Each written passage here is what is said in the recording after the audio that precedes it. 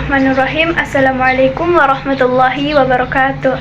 Saya Nanda Aulia Kaharuddin dari program studi Pendidikan Agama Islam yang akan memaparkan materi dari mata kuliah Perencanaan Pembelajaran dari klaster 4 yang berjudul Desain Evaluasi dan Remedial atau Rencana Penilaian Pembelajaran atau Sistem Penilaian dan Program Tidak Lanjut. Saya sebagai pemateri kedua akan memaparkan materi tentang prinsip-prinsip evaluasi pembelajaran. Prinsip diperlukan sebagai pemandu dalam kegiatan evaluasi pembelajaran.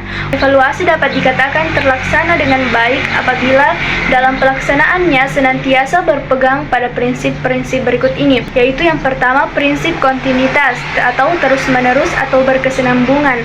Artinya bahwa evaluasi itu tidak hanya merupakan kegiatan ujian semester atau kenaikan saja, tetapi harus dilaksanakan secara terus-menerus untuk mendapatkan kepastian terhadap sesuatu yang diukur dalam kegiatan belajar mengajar dan mendorong siswa untuk belajar mempersiapkan dirinya bagi kegiatan pendidikan selanjutnya. Kedua yaitu prinsip komprehensif atau keseluruhan. Seluruh segi kepribadian murid, semua aspek tingkah laku, keterampilan, kerajinan adalah bagian-bagian yang ikut dites. Karena itu, maka item-item tes harus disusun sedemikian rupa sesuai dengan aspek tersebut, kognitif, afektif, dan psikomotorik.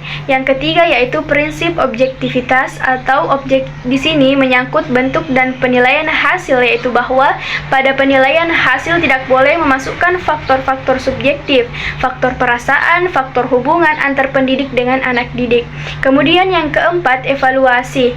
Harus menggunakan alat pengukur yang baik. Evaluasi yang baik tentunya menggunakan alat pengukur yang baik pula, alat pengukur yang valid. Evaluasi harus dilaksanakan dengan sungguh-sungguh.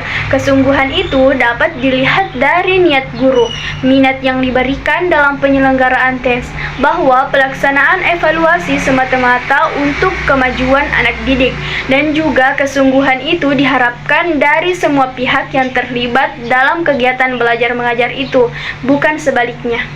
Saya ucapkan terima kasih kepada teman-teman yang telah memberikan pertanyaan kepada kelompok kami. Selanjutnya, saya akan menjawab pertanyaan dari teman-teman yang telah bertanya, di mana ada dua pertanyaan. Yang pertama yaitu bagaimana mendefinisikan evaluasi sebagai suatu proses sistematis dalam konteks menentukan pencapaian tujuan.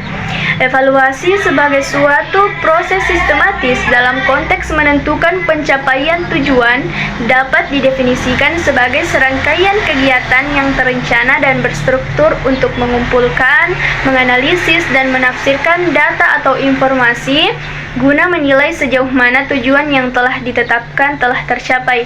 Proses ini mencakup beberapa langkah kunci. Yang pertama, menentukan tujuan dan kriteria, di mana menetapkan tujuan yang ingin dicapai dan kriteria atau indikator yang akan digunakan untuk mengukur keberhasilan. Kedua, pengumpulan data.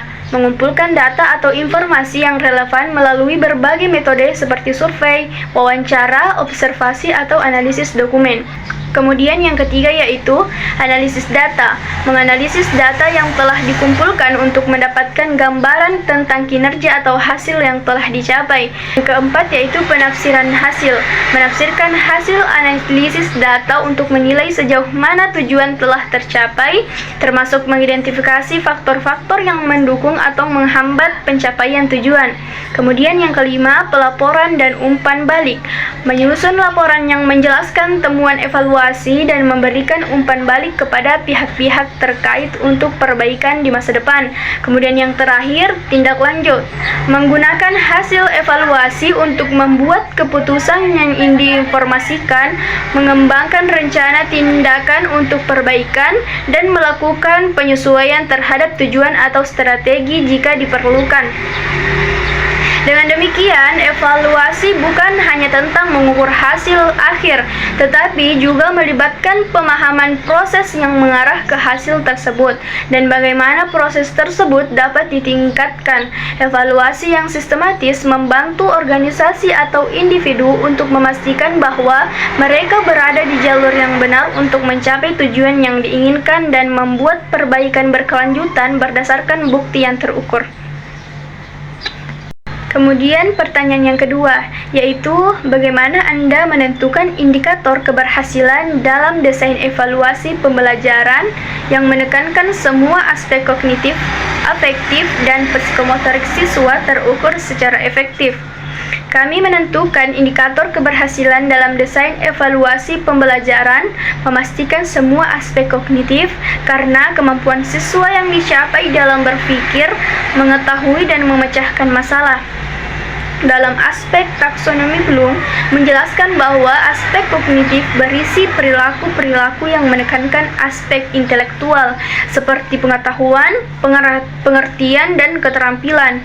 Aspek kognitif diklarifikasi menjadi 6 jenjang proses berpikir, yaitu yang pertama, pengetahuan, yang kedua pemahaman, yang ketiga penerapan, yang keempat analisis, dan yang keempat itu sistensis, dan yang keenam evaluasi. Dalam kognitif itu ada 6 jenjang proses berpikir, mulai dari jenjang terendah sampai dengan jenjang yang paling tertinggi. Kami menentukan indikator keberhasilan dalam desain evaluasi pembelajaran yang memastikan semua afektif, di mana afektif berkaitan dengan sikap dan nilai. Menerima atau memperhatikan adalah kepekaan seseorang dalam menerima rangsangan atau stimulus dari luar yang datang kepada dirinya dalam bentuk masalah, situasi, dan gejala.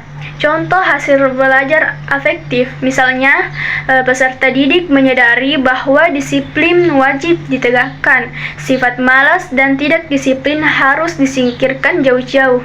Kemudian sifat menanggapi mengandung arti adanya partisipasi aktif.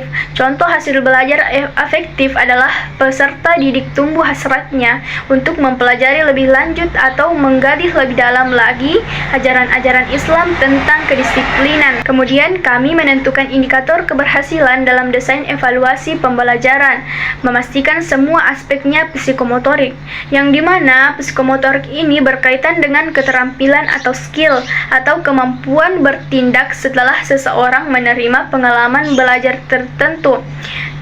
Psikomotorik adalah sesuatu yang berhubungan dengan aktivitas fisik, misalnya lari, melompat, melukis, menari, dan sebagainya.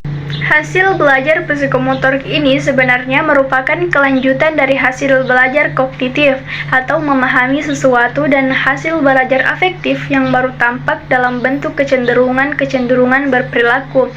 Hasil belajar kognitif dan hasil belajar afektif akan menjadi hasil belajar psikomotorik apabila peserta didik telah menunjukkan perilaku atau perbuatan tertentu sesuai dengan makna yang terkandung dalam kognitif dan efektif.